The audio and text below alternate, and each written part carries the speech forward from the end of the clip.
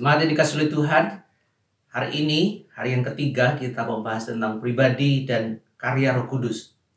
2 hari berturut-turut ini, hari Senin dan hari Selasa, kita akan diajarkan tentang baptisan Roh Kudus dan bahasa roh. Biarlah kita mempersiapkan diri baik-baik, dan saya berharap bahwa Bapak Ibu bisa mengikuti rangkaian ini dengan tidak terputus hari ini dan besok. Karena ini ada sebuah rangkaian, saya berharap Bapak Ibu tidak kehilangan kesempatan untuk belajar bersama-sama. Mari kita tunduk kepala, kita mempersiapkan diri kita untuk menerima pengajaran firman Tuhan. Mari kita berdoa. Bapa kami yang bertahta di dalam kerajaan surga, kami bersyukur, kami berterima kasih karena sekali lagi Engkau memberikan kesempatan bagi kami untuk belajar kebenaran firman Tuhan. Kami ingin belajar ya Tuhan di 2 malam hari ini berkenaan dengan baptisan Roh Kudus dan bahasa roh. Tolonglah kami semua supaya kami diberi pengertian yang baik. Kami berdoa buat Pak Andreas Kristandi yang akan menyampaikannya. Tuhan mengurapi dia, Tuhan memakai dia, sehingga apa yang diajarkan, apa yang dia sampaikan sungguh-sungguh berasal daripada Engkau. Dan setiap kami dipersiapkan dan kami boleh mendapatkan pengajaran yang benar, pengajaran yang baik yang daripada Tuhan. Terima kasih Tuhan. Terpuji namamu, di dalam nama Tuhan Yesus kami berdoa dan bersyukur. Haleluya. Amin. Jemaat yang dikasihi oleh Tuhan, sebelum kita belajar tentang baptisan Roh Kudus malam hari ini, kita dengarkan atau kita nyanyikan bersama-sama pujian berikut ini.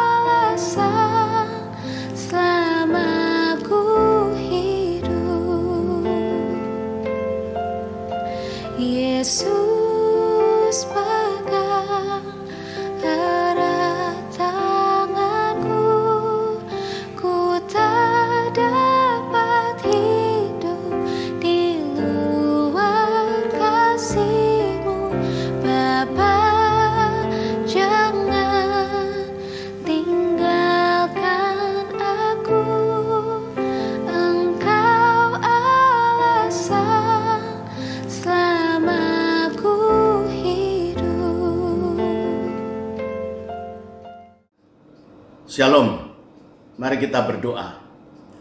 Bapa Surgawi, di dalam nama Tuhan Yesus Kristus, secara khusus hamba-Mu mohon, urapilah dan layakkanlah dia untuk menguraikan kebenaran firman-Mu. Dan tolong Allah Roh Kudus juga memberkati semua pemirsa dan pendengar, sehingga bukan saja mengerti, tetapi boleh mengalami. Terima kasih Bapa, doa ini kami panjatkan dalam nama Tuhan Yesus Kristus. Amin. Giliran saya adalah tema tentang baptisan Roh Kudus dan bahasa roh. Namun saya akan mendahului dengan beberapa istilah supaya tidak rancu. Ada istilah ada Roh Kudus, dipimpin Roh Kudus, diurapi Roh Kudus, mendukakan Roh Kudus, menghujat Roh Kudus, dipenuhi dan dibaptis Roh Kudus. Ada Roh Kudus berdasarkan Yohanes 7 ayat 39, yang dimaksudkannya ialah roh yang akan diterima oleh mereka yang percaya kepadanya. Sebab roh itu belum datang karena Yesus belum dimuliakan. Jadi tidak usah bimbang dan ragu, setiap orang yang percaya Yesus Kristus Tuhan dan Juru Selamatnya, dia dijamin berdasarkan firman Tuhan ini diberi Roh Kudus.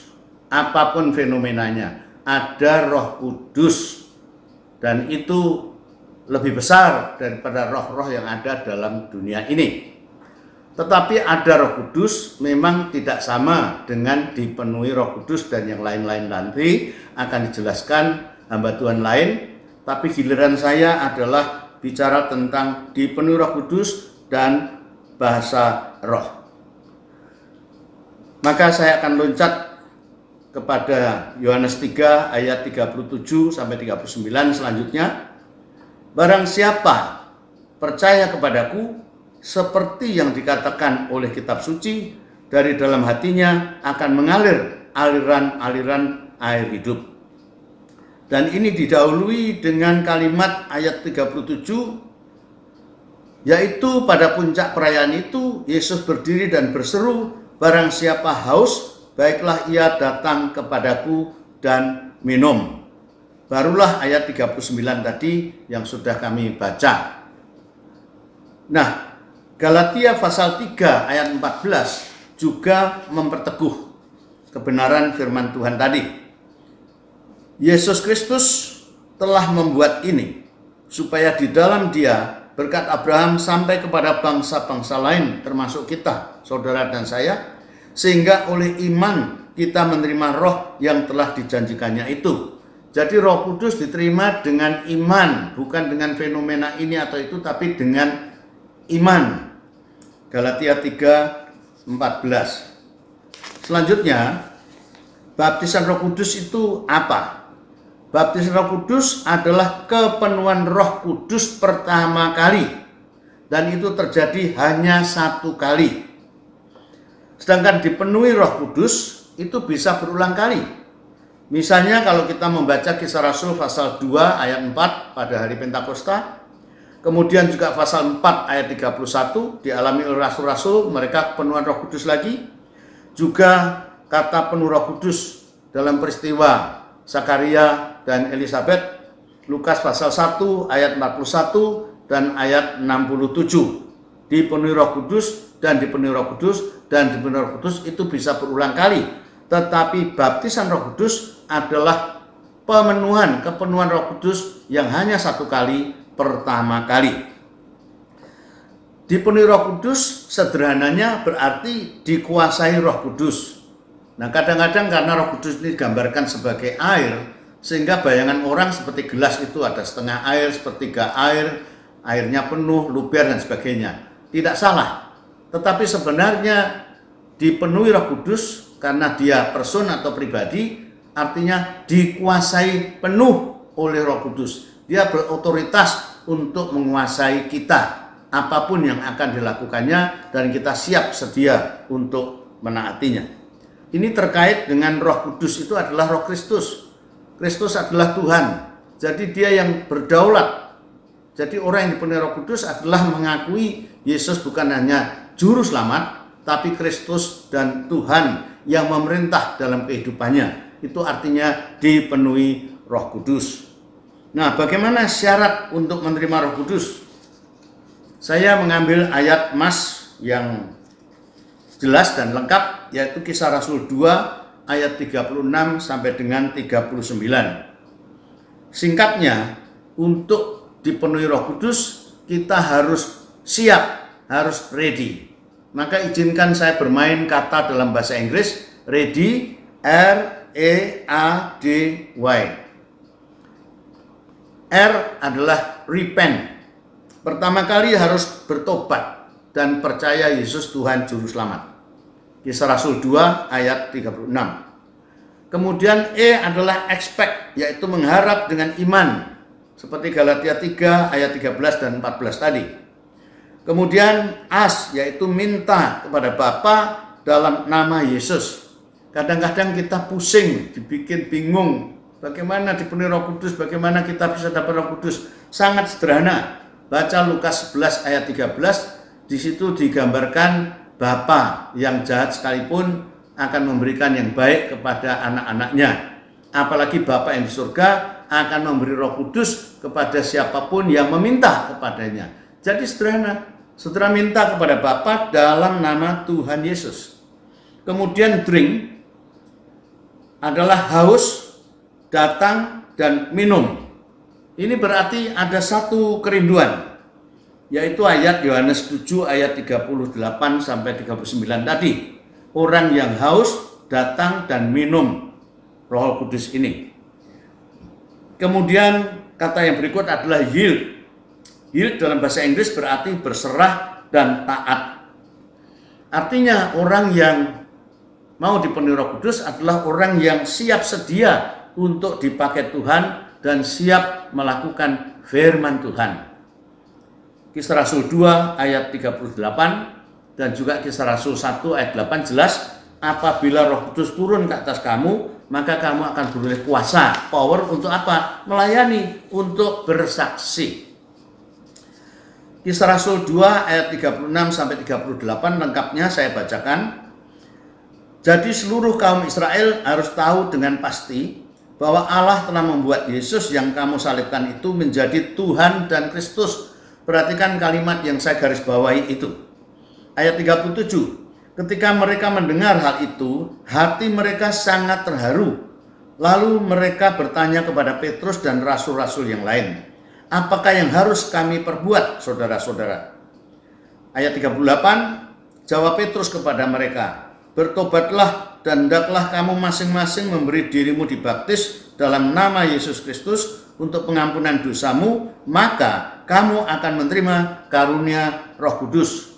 Nah, kata karunia Roh Kudus ini kalau dalam bahasa Inggris jelas, bukan the gifts of the Spirit, tetapi the gift of the Spirit. Artinya apa? Yang dimaksud karunia Roh Kudus ini adalah Roh Kudusnya sendiri, bukan karunia dan fenomena-fenomenanya. Jadi kita harus tahu dengan pasti, mengenal Yesus Kristus sebagai Tuhan dan Juru Selamat dan Kristus. Kemudian dikatakan hati mereka sangat terharu, artinya apa? Responsif terhadap firman Tuhan. Siap untuk mengerti dan melakukan firman. Ini yang yield tadi. Apakah yang harus kami perbuat? Nah, ini ketaatan. Kemudian bertobatlah dan hendaklah kamu masing-masing memberi dirimu dibaptis dalam nama Yesus Kristus. Artinya apa? Masing-masing memberi diri, komitmen, bukan ikut-ikutan. Untuk dipenuhi Roh Kudus, menerima Roh Kudus, harus tekad masing-masing pribadi. Tidak bisa diwakili orang lain. Kita sendiri masing-masing yang harus bertobat. Setelah itu baru menerima pengampunan dosa. Maka kamu akan menerima karunia Roh Kudus. Maka kamu akan menerima Roh Kudus. Ya, ini. Kemudian selanjutnya tentang bahasa roh atau glosolali. Ada yang sebagai tanda baptisan, karunia, pujian, bernubuat, foretelling, dan foretelling. Jadi sebelum saya lanjutkan, bahasa roh atau bahasa lidah atau glosolalia itu ada macam-macam. Ada yang sebagai tanda baptisan, salah satunya. Ada yang sebagai karunia, misalnya untuk apa? Untuk pujian, penyembahan, dan bernubuat. Nah, kata bernubuat itu ada dua makna. Bernubuat dalam bahasa Inggris bisa berarti foretelling, yaitu dari kata fore itu before, tell itu menceritakan atau berkata. Artinya meramal, itu arti nubuat yang pertama. Tapi kata yang kedua dalam bahasa Inggris adalah foretelling. Foretelling artinya menyatakan dengan tepat. Jadi orang yang bernubuat bukan berarti harus selalu meramal, tetapi menyampaikan firman Tuhan dengan urapan Roh Kudus, bisa tepat membongkar dosa orang sehingga orang itu bisa mengerti dan bertobat. Itu termasuk bernubuat. Nah, bahasa roh ini berbeda dengan yang seringkali kita dengar dan pada hari Pentakosta. Apa bedanya? Pada waktu Pentakosta itu bahasa ibu. Karena apa? Mereka bisa langsung dimengerti. Ini mewakili misi gereja untuk dunia pada waktu awal zaman rasuli. Supaya Injil itu cepat tersebar ke seluruh dunia. Sehingga orang yang bahasa Arab bisa mengerti bahasa Arab, ya. Orang Yunani mengerti bahasa Yunani, dan demikian seterusnya. Jadi bahasa ibu itu yang terjadi pada hari Pentakosta. Bahasa ibu artinya bahasa yang dapat dimengerti. Kadang-kadang ini memang bisa terjadi sampai sekarang pun. Pernah saya mendengar kesaksian dan membaca ada orang yang tidak mengerti khotbah itu karena dia kalau tidak salah orang Polandia atau mana, sedangkan disampaikan itu bahasa Inggris. Tetapi setelah selesai ibadah, dia ingin khusus menyalami pendeta ini. Dia mengucapkan terima kasih. Kok kamu tahu kalau saya orang Polandia tidak bisa bahasa Inggris, tiba-tiba kamu ganti bahasa. Nah ini longa-longo ini pendeta ini, karena dia tidak merasa ganti bahasa. Dia tetap khotbahnya bahasa Inggris. Tetapi Roh Kudus itu bisa menerjemahkan sendiri sehingga dia bisa mengerti. Nah, seperti itu yang terjadi pada hari Pentakosta. Juga saya pernah menyaksikan dalam ibadah ada yang tiba-tiba orang tidak bisa Mandarin, tiba-tiba bisa bernubuat dalam bahasa Mandarin dan benar maknanya. Kadang-kadang itu bisa terjadi. Itu yang terjadi pada waktu Pentakosta. Tapi ada bahasa roh yang tadi sebagai tanda, sebagai karunia, pujian, dan nubuatan. Harus hati-hati, maka karunia membedakan roh itu ada. Dikatakan di situ ada karunia bahasa roh, karunia menafsirkan bahasa roh, dan karunia membedakan roh. Karena apa? Di aliran-aliran kebatinan yang lain di luar Kristen, mereka juga punya yang namanya bahasa roh ini. Waktu saya ceramah tentang Toronto Blessing, setelah sampai kepada acara tanya jawab, ada seorang yang berkomentar, "Loh Pak, setelah saya menonton video tentang Toronto Blessing ini kok saya malah bertanya-tanya, kok itu seperti yang saya alami sebelum saya Kristen. Ilmu saya ya ada begitu, yang muter-muter, lalu trans, dan lalu bisa bahasa macam-macam begitu." Nah inilah yang kita harus tahu untuk membedakan roh apa, ya itu. Dan Yesus berkata kamu akan mengenali orang dari buahnya. Jadi perlu proses, perlu waktu untuk kita bisa mengerti buah itu benar dari Roh Kudus atau tidak.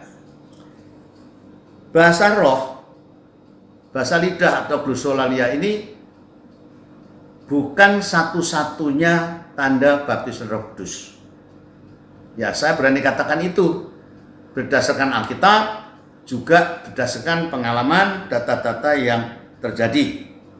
Bahkan kalau ada gereja yang memaksakan bahwa itu satu-satunya tanda baptisan Roh Kudus, gereja itu pecah. Dan ini ada, cuma saya tidak mau mendiskreditkan, saya tidak mau menyebutkan, tapi ada gereja yang pecah gara-gara Toronto, ada gereja yang pecah gara-gara bahasa roh diklaim sebagai satu-satunya tanda baptisan roh. Sehingga seolah-olah kalau tidak punya bahasa roh, ya belum ada Roh Kudus dan sebagainya. Nah ini menjadi pertentangan yang seru sehingga pecahlah gereja itu. Manfaat yang positif daripada bahasa roh apa itu? Apakah ada manfaat positifnya? Pasti ada.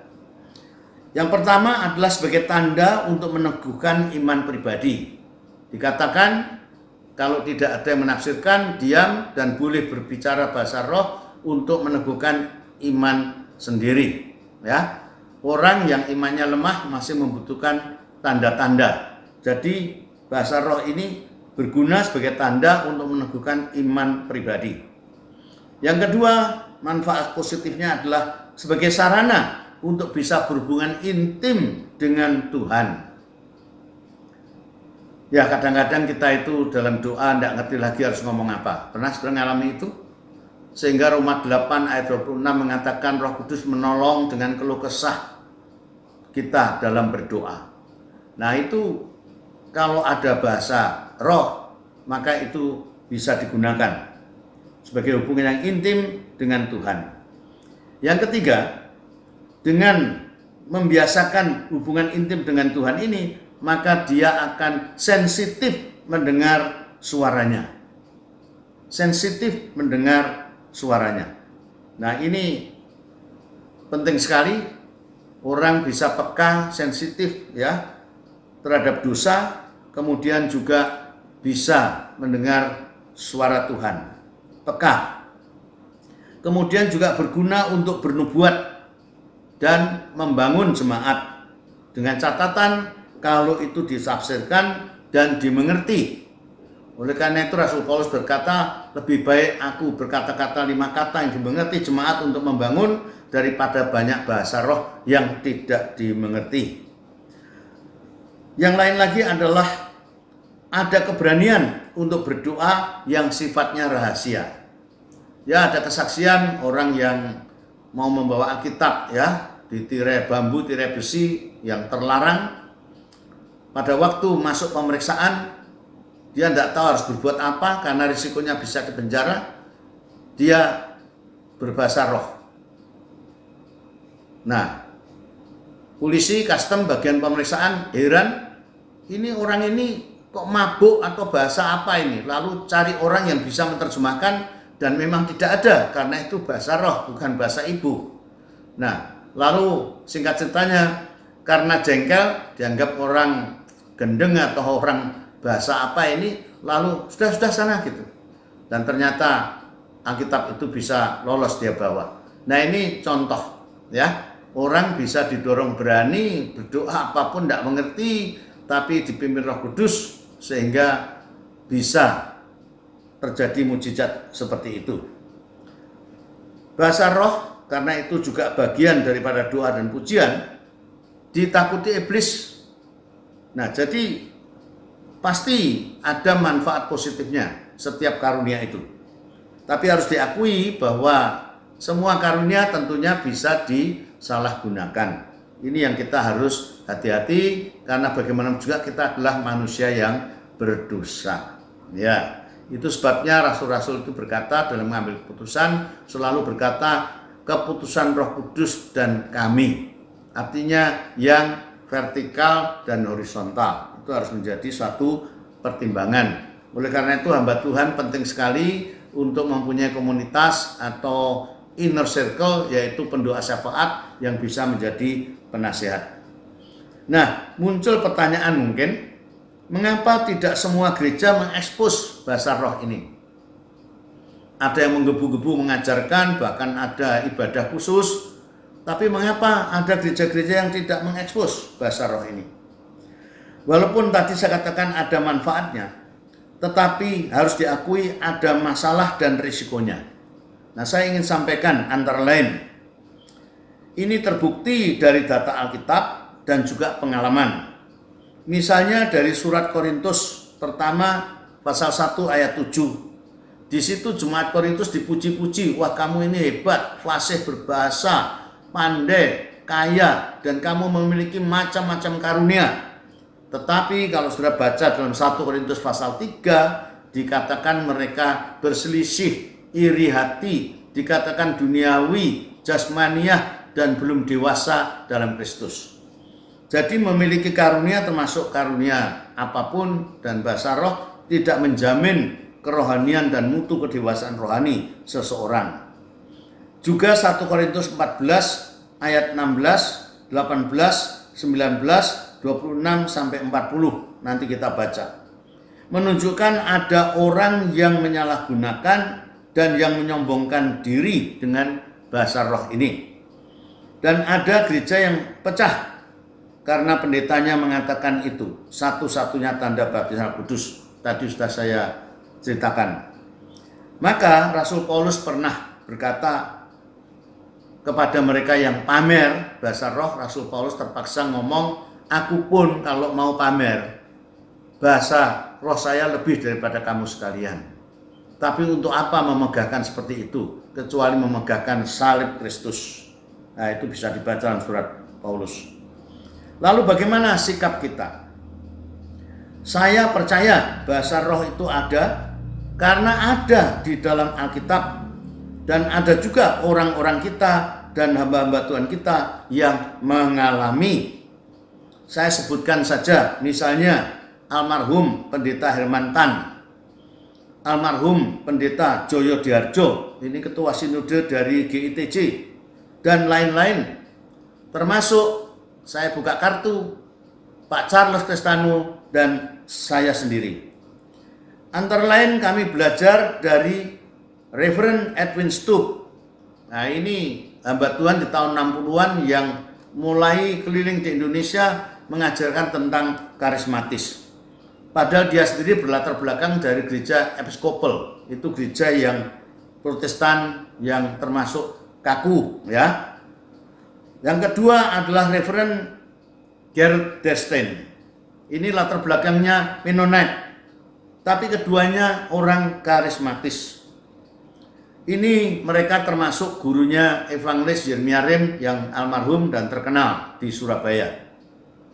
Jadi kami satu angkatan, satu generasi. Ini terjadi di tahun 60-an. Kami benar-benar rindu. Nah, perhatikan saudara sekalian, Pak Charles dan saya, juga Pendeta Herman, Pendeta Joyo Diharjo, dan teman-teman yang lain, mereka dan kami itu sungguh-sungguh rindu untuk dipenuhi Roh Kudus. Rindu juga untuk bisa mengalami bahasa roh atau bahasa lidah atau glosolalia tadi. Oleh karena itu kami mengikuti ibadah seperti itu. Tetapi karena itu disebut karunia, kami tidak mau kalau hanya meniru. Nah, ini perhatikan. Bukannya kami merasa pandai atau ngajak bantahan, bukan. Justru karena kami rindu, kami ingin mendapatkan sesuatu yang asli. Karena ini disebut karunia. Karunia itu kan tidak bisa dipaksa, tidak bisa dibeli, tidak bisa disuap. Itu anugerah Tuhan. Oleh karena itu kami tidak mau yang model meniru. Ada juga yang model didikte, disuruh menirukan kata-katanya. Apalagi ada yang digojlok-gojlok begitu ya. Kami tidak setuju dengan cara demikian. Nah, apa yang terjadi? Pak Joyo Diharjo langsung mendapat. Bapak Herman Tan justru mendapatnya bukan di gereja pada waktu itu, tetapi justru pada waktu sedang tidur dia mendapat bahasa lidah. Tetapi sampai bertahun-tahun Pak Charles dan saya tidak dapat. Walau kami belajar Alkitab itu bersama Bapak Edwin Stoop itu sampai lupa makan, lupa minum. Dan saya itu sampai gelongsoran di kapel jam 12, jam 1 malam karena ingin mendapat bahasa roh ini. Tetapi nihil. Ini kejujuran daripada kesaksian saya. Saya tidak malu mengatakannya itu. Nah, coba lihat slide ini. Kalau tidak percaya, inilah diantaranya guru-guru karismatis kami, yaitu Bapak Reverend Edwin Stoop dan Reverend Gerald Destin dari Episkopal dan dari Mennonite. Saya mau cerita pengalaman saya karena panitia minta saya untuk memberi kesaksian. Saya justru mengalami saat saya mengikuti persekutuan doa. Ini dalam perumahan persekutuan doa yang kecil. Pada waktu itu saya frustrasi dan berdoa begini. Karena yang lain terima kok saya tidak, begitu ya. Saya berdoa seperti ini. Tuhan, mengapa orang lain dapat dan saya tidak? Padahal Engkau tahu Tuhan, kami ini tulus, kami ini rindu untuk mendapatkannya. Apakah Tuhan belum mengampuni dosa-dosaku? Sampai pada waktu itu saya memikirkan dosa apa yang belum saya akui, yang belum saya bertobat. Belum dapat. Maka doa saya, Tuhan, mengapa orang lain Engkau beri? Aku tidak. Apakah Tuhan belum mengampuni dosa-dosaku? Adakah dosa lain yang belum aku akui? Atau jangan-jangan, nah ini bahayanya, aku ini belum Kristen. Nah, disinilah intimidasi iblis itu bisa masuk. Atau jangan-jangan aku ini belum Kristen. Padahal waktu itu saya sudah sekolah teologi. Ataukah aku belum engkau selamatkan? Nah, ini lebih ngeri lagi, saudara. Intimidasi daripada iblis. Ini berbahaya sekali. Maka perlu saya ceritakan kesaksian dan pengalaman saya ini. Akhirnya, dalam frustrasi rohani seperti itu, saya minta satu tanda kalau Tuhan benar-benar sudah mengampuni dan menyelamatkan saya. Tolonglah Tuhan, beri saya tanda, katakanlah satu kalimat saja yang membuktikan bahwa saya ini sudah engkau ampuni dan engkau selamatkan. Ajaib Tuhan, Alkitab saya itu bisa terlempar, jatuh di jubin dan terbuka persis Roma pasal 4 ayat 7. Isinya, coba dengar. Berbahagialah orang yang diampuni pelanggaran-pelanggarannya dan yang ditutupi dosa-dosanya. Lalu ayat 8, berbahagialah manusia yang kesalahannya tidak diperhitungkan Tuhan kepadanya.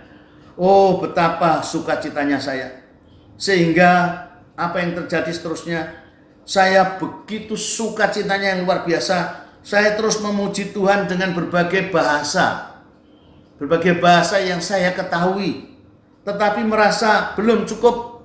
Lalu otomatis keluarlah bahasa yang baru yang saya tidak ketahui. Anehnya lagi apa yang terjadi. Dan cerita ini saya tahu setelah selesai persekutuan, masing-masing bersaksi. Ternyata hamba Tuhan yang memimpin persekutuan itu berkata, tadi saya merasakan yang aneh. Saya tuh ingin menumpangkan tangan kepada si A, itu teman saya orang Ambon. Tetapi aneh, Roh Kudus menarik tangan saya dan jatuh ke punggungnya Pak Andreas. Dan pada waktu saya dijamah itulah tepat pada waktu saya bersukacita lalu muncul bahasa yang baru itu, yaitu bahasa roh atau bahasa lidah. Nah, ini saya alami pada waktu saya ditumpangi tangan punggung saya itu. Saudara, rasanya saya itu seperti anak yang terhilang, dipeluk, dilus-lus oleh Bapa yang penuh kasih sayang. Padahal dia tadi maksudnya mau memberkati orang lain. Tetapi anugerah Tuhan mengarahkan karena Tuhan tahu saya sangat merindukan dan saya membutuhkan tanda itu. Wah, makin menjadi-jadi saya. Penuh pujian. Sehingga tidak tertarik, tuan rumah sudah menyediakan makanan minuman, tidak tertarik, mulut ini masih ingin terus memuji Tuhan. Bahkan sepanjang jalan pada waktu kami pulang pun itu masih berlangsung. Luar biasa kalau Roh Kudus sudah bekerja itu. Nah, alasan-alasan lain mengapa ada hamba-hamba Tuhan yang tidak mengekspos pelayanan seperti ini tentang bahasa roh dan baptisan roh. Dari pengalaman ini justru saya yakin bahwa bahasa roh bukan satu-satunya tanda. Saya jelaskan. Itu sebagai tanda karena yang langsung kentara dibanding karunia-karunia lainnya. Misalnya karunia iman, karunia kesembuhan, karunia hikmat dan marifat dalam 1 Korintus 12 mulai ayat 7 itu tidak langsung nampak walaupun diberi karunia itu. Tapi kalau karunia bahasa roh inilah karena oral lisan yang langsung nampak. Dan itulah yang dipakai Roh Kudus sebagai tanda pada zaman rasuli. Bagi saya itu satu tanda. Berbeda dengan bahasa roh untuk bernubuat. Seperti sudah saya jelaskan di awal. Ada sebagai tanda, ada sebagai karunia, ada pujian, ada bernubuat. Ya. Yang penting justru keyakinan kita bahwa kita sungguh-sungguh percaya Yesus dan sudah diampuni dan diselamatkan oleh anugerah Allah. Jangan ragu. Ini perlu saya tekankan Bapak Ibu dan saudara sekalian yang merasa kok aku belum punya bahasa roh. Tidak harus berbelit-belit seperti saya tadi sampai bertahun-tahun dan frustrasi. Tidak harus. Yang penting saudara sekalian adalah sungguh-sungguh secara pribadi percaya Yesus Tuhan Juru Selamatmu. Yakin sudah diampuni dosamu dan diselamatkan. Bahasa roh tak ada sangkut pautnya dengan keselamatan. Ini yang perlu saya katakan. saudara bahasa roh yang hebat, panjang, lebar, sebagainya, tidak menjamin bahwa itu keselamatan. Kita diselamatkan oleh anugerah Allah dalam Yesus Kristus, oleh iman. Efesus 2 ayat 8-9. Bukan karena pandai bahasa roh, bukan.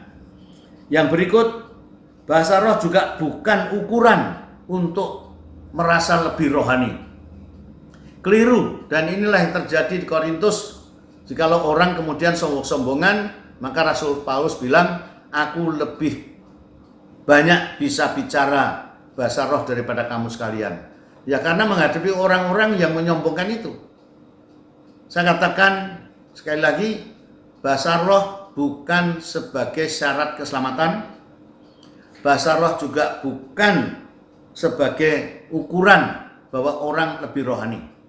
Bahkan seringkali saya mendengar orang Kristen yang kecewa karena melihat orang yang berbahasa roh di gereja luar biasa, tetapi di rumah tangganya suka bertengkar, menipu, hidupnya enggak karuan. Jadi itu tidak mencerminkan buah roh. Bagaimana dengan tokoh-tokoh ini?